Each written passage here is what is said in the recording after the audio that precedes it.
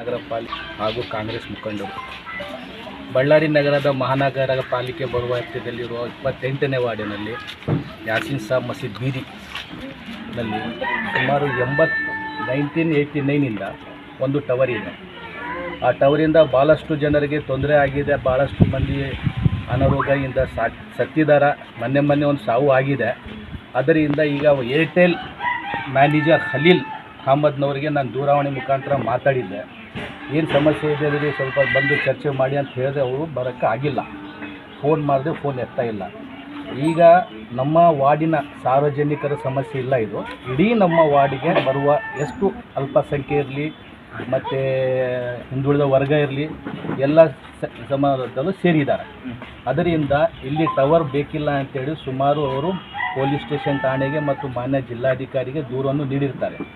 ಆದ್ದರಿಂದ ಇದರ ಹಿಂದೆಗಡೆ ಏನು ಪಾತ್ರ ಇದೆ ಅಥವಾ ಏನಿದೆ ಅದು ಸತ್ಯಾಂಶ ಹೊರಗೆ ಬರ್ತಾ ಇಲ್ಲ. ತಮ್ಮ ಮಾಧ್ಯಮದಿಂದ ನಾವು ಇದು ದೂರು ಕೊಡೋದೇನೆಂದರೆ ಎಷ್ಟು ಬೇಗ ಆದರೆ ಇದನ್ನು ರದ್ದು ಮಾಡಬೇಕೆಂದು ನಾನು ಮನವಿ. ಸರ್, ಟವರ್ ಯಾಕೆ ಬೇಡ ಸರ್? ಟವರ್ ಈಗ ಮಸೀದಿಗೆ ಅನುದಾನ ಬರುತ್ತೆ ಅಂಥೇಳಿ ಹಾಕಿದ್ದಾರೆ. ಅದು ಸೊ ಮಸೀದಿಗೆ ಅನುದಾನ ಅದು ಬಿಟ್ಟು ಬೇರೆ ಬೇಕಾದಷ್ಟು ಇದೆ.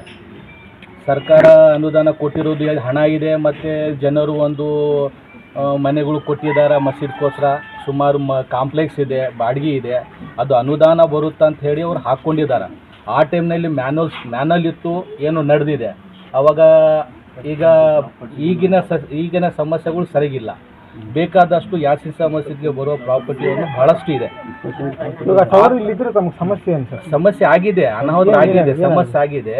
ಅನಾರೋಗ್ಯ, ಹಾರ್ಟ್ ಪೇಷನ್, ವೈಬ್ರೇಷನ್ ಆಗೋದು, ಗರ್ ರಾತ್ರಿ 12 ಗಂಟೆ 1 ಗಂಟೆಗೆ ವೆಂಟಿಲೇಟೆಡ್ ಆಗೋದು, ವೈಬ್ರೇಷನ್ ಆಗಿದ್ದರಿಂದ ಅಕ್ಕಪಕ್ಕಕ್ಕೆ ತೊಂದರೆ ಆಗಿದೆ. ಆ ಟವರ್ ಪಕ್ಕದಲ್ಲಿ ಇರುವ ನಿಜಾಮಿ ಶಬೀರ್ ಬೈ ಅವ್ರದ್ದು ಮನೆಯೂ ಇದೆ. ಆ ಸಮಸ್ಯೆಯಿಂದ ಅವ್ರ ಮನೆಗಳ ಬಿಟ್ಟು ಬೇರೆಯವ್ರಿಗೆ ಬಾಡಿಗೆ ಕೊಟ್ಟಿದ್ದಾರೆ. ಸೊ ಬಹಳಷ್ಟು ತೊಂದರೆ ಆಗ್ತಿದೆ. ಬಟ್ ಅವ್ರು ಯಾವುದು ಕ್ರಮ ತಗೊಂಡಿಲ್ಲ. ಈಗ ಮೊನ್ನೆ ಅವ್ರು ಖಲೀಲ್ ಸಾಬ್ ಅವ್ರಿಗೆ ಮಾತಾಡಿದೆ. ಅವ್ರೇನಂದಾರ, ನೀವು ಯಾರು ಸರ್ ಅಂದ್ರೆ ನಾನು ಡೆಸಿಗ್ನೇಷನ್ ಹೇಳಿದೆ. ಹೇಳಿದ ಮೇಲೆ ಇಲ್ಲ ಸರ್ ಬಂದು ಮಾತಾಡ್ತೀನಿ, ಸದ್ಯಾಗ ನಾನು ಸಿಂಧೂನೂರು ಸೈಚೂರಾಗಿ ವಿಸಿಟ್ ಆಗಿದ್ದೀನಿ, ನಾನು ಬಂದು ಮಾತಾಡ್ತೀನಿ, ನನಗೆ ಕೊಟ್ಟಿರೋದು ಇನ್ಚಾರು ತಾವು ಸೋನ್ ಪರ್ಸನ್ ಹೆಸರು ಹೇಳಿದರು. ನಾನು ಅವ್ರ ಹೆಸರು ಬಾಯಕ್ಕೆ ತೊಗೊಳಕ್ಕೆ ನನಗೆ ಅಸಹಾಯ ಆಗುತ್ತೆ. ಅವ್ರದ್ದು ಹೆಸರು ನಾನು ತೊಗೊಳೋರಲ್ಲ. ಅದು ತಾವೇ ಮಾಧ್ಯಮ ಮಿತ್ರರೇ ವಿಚಾರಣೆ ಮಾಡಬೇಕು. ಅವ್ರು ಹೇಳಿದಾರ ಅಂದರೆ ಅವರು ಅಡ್ಮಿನಿಸ್ಟ್ರೇಷನ್ ಇಲ್ಲ. ಇನ್ನೊಂದೇನೆಂದರೆ ಫಸ್ಟ್ ಆಫ್ ಆಲ್ ಈ ಮಸೀದಿಗೆ ಕಮಿಟಿ ಇಲ್ಲ.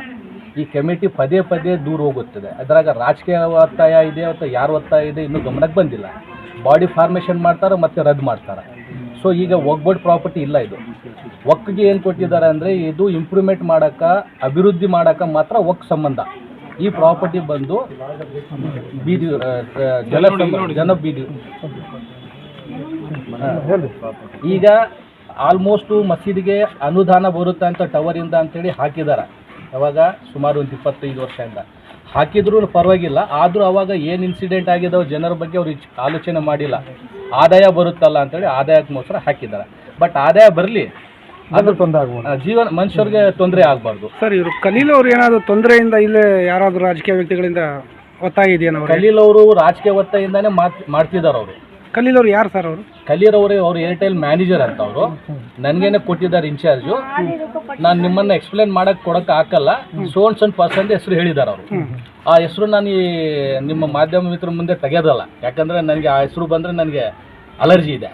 ಯಾಕಂದರೆ ಅವರು ಜನಪರವಾಗಿ ಇದ್ದರೆ ಇವೆಲ್ಲ ಪ್ರಾಬ್ಲಮ್ ಬರ್ತಿದ್ದಿಲ್ಲ. ತಮಗೆ ನಾವು ಕಷ್ಟ ಕೊಡ್ತಿದ್ದಿಲ್ಲ. ಅವ್ರು ಸರಿಯಾಗಿ ನಮಗೆ ಸಹಕಾರ ಕೊಡ್ತಾ ಇಲ್ಲ ಓಣೆದವ್ರಿಗೆ ಅಂತೇಳಿ ಸಮಸ್ಯೆ ಬಂದಿರೋದು. ಬೇಕಂತಲೇ ಇಲ್ಲೇ ಟವರ್ ಆಗ್ಬೇಕಂತೇಳಿ ಅವ್ರ ಉದ್ದೇಶ. ಅವ್ರು ವಾಂಟೆಡ್ಲಿ ಇಲ್ಲೇ ಮಾಡ್ಬೇಕಂತಿದ್ದಾರೆ. ಆಲ್ಮೋಸ್ಟ್ ಆ ಪರ್ಮಿಷನ್ ಇಲ್ಲ ಅವ್ರಿಗೆ ಮಾಡಕ್ಕ. ಆಲ್ರೆಡಿ ಆ ಟವರ್ ಇನ್ನ ಇದೆ. ಹೋರಾಟ ಮಾಡ್ತೀವಿ, ಪ್ರತಿಭಟನೆ ಮಾಡ್ತೀವಿ, ಜಿಲ್ಲಾಧಿಕಾರಿಗೆ ಪ್ರತಿಭಟನೆ ಮಾಡ್ತೀವಿ. ಆದಷ್ಟು ಆದ್ರೂ ಮತ್ತೆ ಸರ್ಕಾರಕ್ಕೆ ನಾವು ಇಲ್ಲಿ ಕರೆಸೋ ಪ್ರಯತ್ನ ಮಾಡ್ತೀವಿ.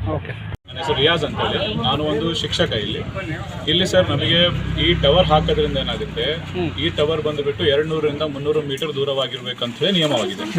ಆದರೆ ಇಲ್ಲೇನಾಗ್ತಾ ಇದೆ, ಈ ಟವರು ಇಲ್ಲಿ ಹತ್ರ ಹಾಕೋದ್ರಿಂದ ಚಿಕ್ಕ ಮಕ್ಕಳಿದ್ದಾರೆ. ಆ ಚಿಕ್ಕ ಮಕ್ಕಳಿಗೆ ಏನಾಗುತ್ತೆ, ಬರುವಂತಹ ಸಮಯದಲ್ಲಿ ಅನಾರೋಗ್ಯಗಳು ಬರ್ತವೆ. ಇನ್ನೊಂದು ಬಂದುಬಿಟ್ಟು ವೃದ್ಧರಿದ್ದಾರೆ, ದೊಡ್ಡವರು ಇರ್ತಾರೆ, ಮುದುಕರಿದ್ದಾರೆ. ಅವರಿಗೆ ಒಳ್ಳೆಯದಾಗಲಿ, ಎಲ್ಲರಿಗೂ ಒಳ್ಳೆಯದಾಗಲಿ ಅಂತ ಹೇಳಿ ಕೇಳ್ಕೊಂತೀವಿ ಸರ್. नींद आती नहीं, दिन सारी हमारी तकलीफ बल्ला की थी। हमने वो टावर डाले, जब डाले तो हमारी तबीयत बिल्कुल ख़राब हुई। तो उस जिम्मेदारी किसकी? हम ना कौन पालने वाला नहीं। बेटा था खाना दाल में सोच बहुत बड़ा है, हमारी तबीयत खराब हुई तो उसका जिम्मेदार कौन है? टावर नको है, यहाँ टावर ना।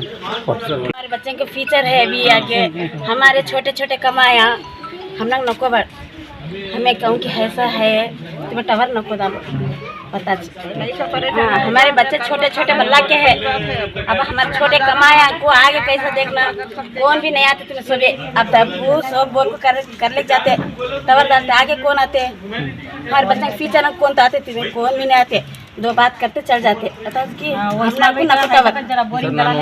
अप्पा टावर दलित क्या करते तुम्हें? टावर डाले तो आगे हमें क्या करने का करते हमें। हाँ, हमारे बच्चे छोटे छोटे हैं, सो तुम्हें कौन तो जवाबदारी लेते सब जने? टावर डाले तो कौन तो लेते जवाबदारी तुम्हें लेने के तो बोलो, हम ना टावर नको। हमें क्या वास्ते? हमारे बच्चों के वास्ते, हमारे आगे छोटे छोटे कमाया का वास्ते, नहीं तो तुम्हें कौन तो आगे लेते का तो बोलो, हम देख लेंगे। हमें नहीं